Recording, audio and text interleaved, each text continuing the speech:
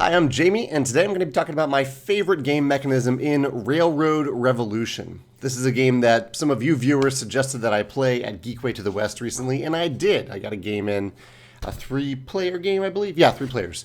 And I had a lot of fun with it. There are 2 things that I want to highlight in today's video.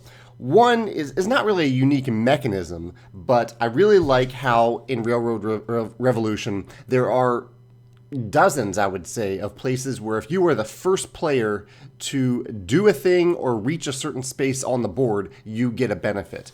The ones I remember in particular are on the map, like if you're the first player to build in a certain city on the map, you get a bonus. And then these actions down here, if you're the first player to use them, first player in the game to use them, you get a special bonus then too. And I really like how that encourages players to branch out into different paths because there's so many incentives to be the first to do any one of those things.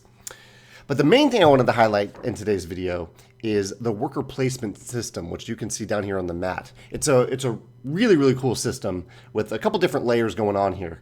The first is it reminded me of a little bit of Scythe. I think this was designed around the same time as Scythe, so I don't think there was any inspiration here either way. But I'm happy to see it because I love the player mat in Scythe. And here you have 4 different actions that you can choose that are shown in this top row here. And then after you take that action, you take the same worker that you placed on that action and you move it down directly below it and take kind of a bonus action. And so I like that each of these are, and they're not asymmetric. Every mat is designed the same, so you always have the same choices below each one, but the actions correspond loosely with the action above it, or the bonuses connect with the action above it.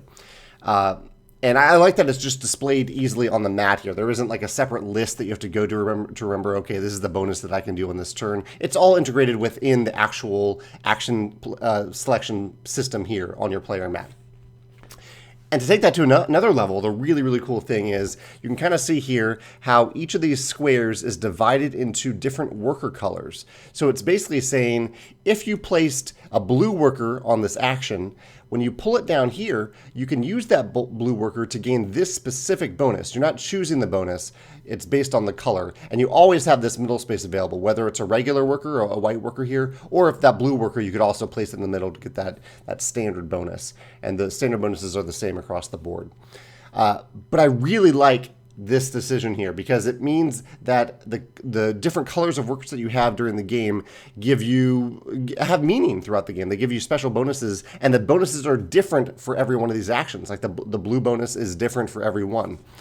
And perhaps the biggest highlight of this for me was more from a design perspective or production perspective, in that it allows you to have different meanings for different colors of workers that A, you don't have to remember. It's all visually displayed here, and B, they're different per each action and for each color. So the blue worker doesn't always mean get this one bonus. The blue worker has so many different bonuses throughout the game. So I like that it eases the difficulty from production a little bit. Instead of having 16 different workers that you need to make, or worker meeples that you need to make, here they only made 4 special worker meeples and then the white meeple. And they use the player mat to give those workers different meaning at different times, which I thought was really clever. So yeah, that's Railroad Revolution, my favorite mechanism in relation to the action selection mechanism in this game, and the first to achieve, the sheer number of first to achieve bonuses throughout the game. If you have a different mechanism in this game that you particularly love, I'd love to hear your thoughts in the comments, or if this reminded you of similar mechanisms in another game that you'd like to discuss in the comments, I'd love to hear your thoughts there too. Thanks.